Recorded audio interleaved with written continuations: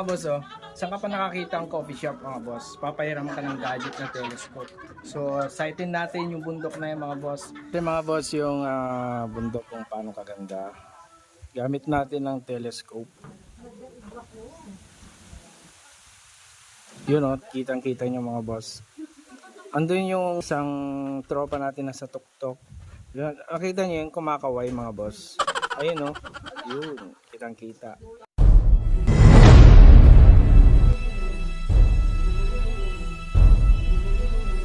Okay mga boss, nandito kami ngayon sa may Coffee Sinang. Yan, dito yan sa may barangay Cabarabuan mga taram. So, nagpa-viral ngayon tong coffee shop na to mga boss. So, pasyalan natin, tignan natin yung kanilang location. Dito lang yan, no, mga boss, yun, no?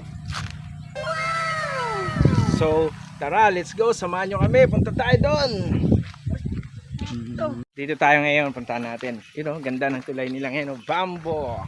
Yay!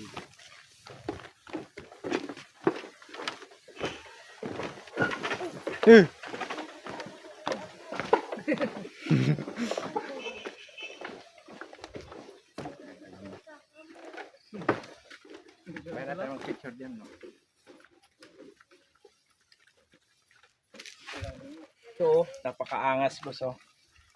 Hey, welcome to Coffee Sinang. Yan, o. Ito na pala yung, ay, hindi pa pala.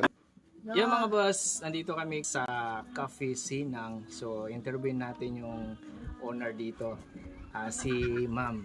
Yan po.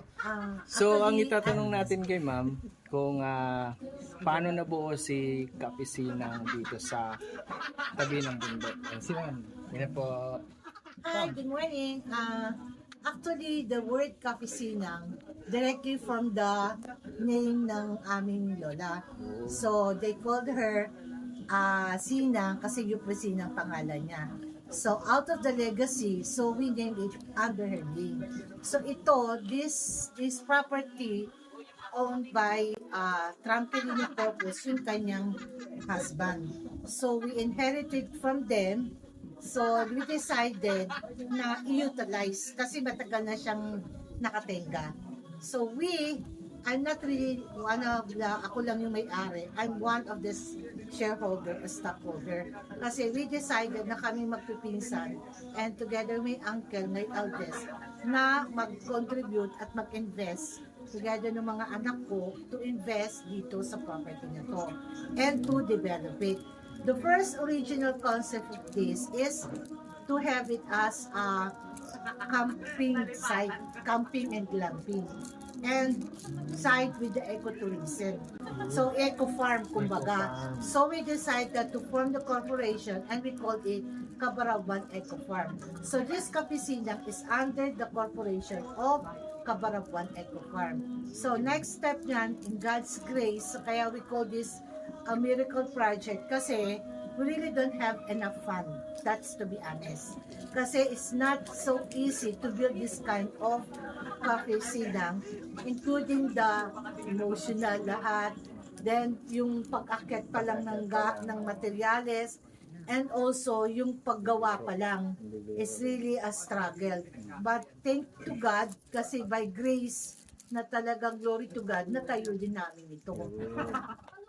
And that's it. That's the story of it. So, kailan pa po nag-start ito? Actually, ang pagka-constructing ito, we started it last year pa. So, it is already in a 1 year making. And then we opened, this is only a soft opening. So, we opened it October 28. So, magto 2 months pa lang kami. But in the planning, it is a 2 years planning kami ng mga pinsan ko. Yun. Yun o mga boss, na-interview natin Ayan. ng konting idea kung bakit nabuo itong cafe ni Ma'am. So, thank you po, thank you Okay, po. thank you. Yun na nga mga boss, na-interview natin yung isang shop owner dito sa Cafe Sinang. Yan. So, yung mga gustong pumunta dito mga boss, dito lang yan sa may barangay Cabarabuan mga boss, mga Tarang Pangasinan. So, kung gusto nyo mag-chillax, uminom ng masarap na coffee, yan o nandito. Boss, tingin ka pa dyan sa view. Yan mga boss. So, pasyal na kayo dito. Arat na. Let's go! 2, 3.